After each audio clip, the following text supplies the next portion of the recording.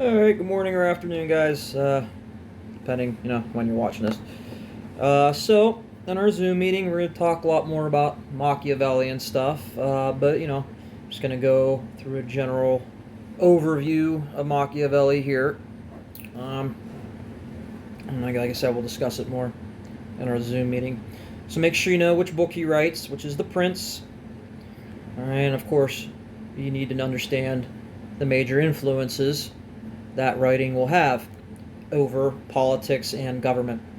So, the whole book is centered around the question that had, been century upon centuries year old at that time. What is the best way to keep, to gain, and more importantly, keep or hold political power? Right? So you need to understand what it was like in the Middle Ages. In the Middle Ages, not only as a person, but even as a ruler, your main goal, again, was being a good Christian. Doing things, following the commandments, doing, everything you would do to get to heaven. Machiavelli is really the first guy to come out and point out that that's not always the best way to keep and maintain power. If your only goal is to keep power and maintain power, Machiavelli makes the argument that you can't always be a good Christian.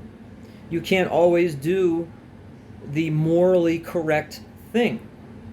He states, like it states there, that a ruler must put his state, he must put the country before his own morality or his or her own views or beliefs of the world. Machiavelli also was very much against the idea of religion having influence over government.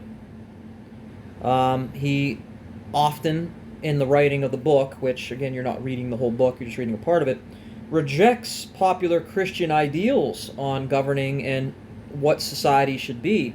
So another major trend that you need to understand from the Renaissance was more and more people moving away from religion. Yes, religion is still a huge part in people's lives, but the trend of more people leaving it for money or to for education, whatever, is becoming more and more popular. All right, so that's, again, we'll go a lot more in depth on that in our meeting. So Renaissance society, I guarantee you're going to have something asking you to compare Middle Age to Renaissance society. Okay. So, what the heck is going on here? Hold on a second. Okay. All right, so remember, the Renaissance is only for the wealthy, basically the nobility, the wealthy class. Most people did not have the time nor the money to engage in the things that the Renaissance will start with, like art and architecture. Okay. I explained this in the Zoom meeting. Castiglione's book is hugely important because now more people from different parts of the world are making contact with each other than, arguably ever before in history. So to avoid fighting and to avoid those people, not liking each other or screwing up trade because they don't like each other, the Book of the Courtiers is written, which is basically a handbook onto how to behave, how to present yourself, those sort of things. Okay. Now the Renaissance, in terms of the lower classes, it did start to focus on humanism, right?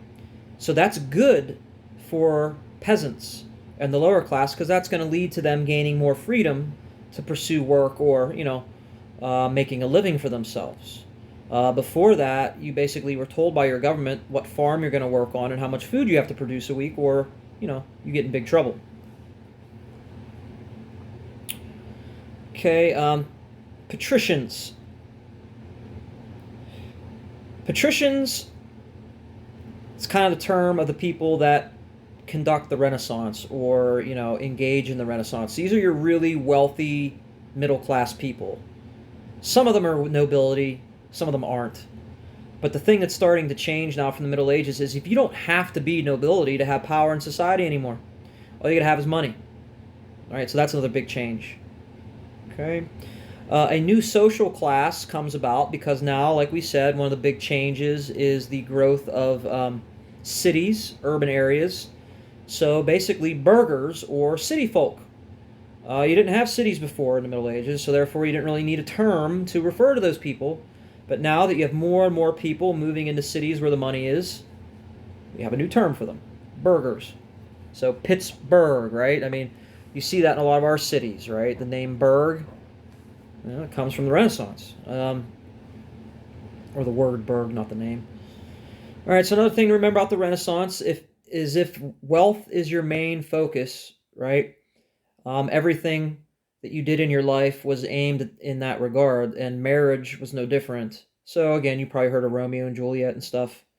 That was wrote a little bit after the Renaissance, but still held to Renaissance values in that you as a woman, or even as a man, you didn't get married to someone because you liked them, because you thought they were pretty or cute, right, or anything like that. You married them because they had money, and your family usually arranged the marriage, right? So you don't have a choice. You're probably going to marry, if you're a girl, it was usually you were a teenager and you're marrying some 40, 50-year-old rich guy who has all this money. So you exchange the dowry, which unifies those families and basically combines their wealth, making both families even wealthier and in turn even more powerful, right?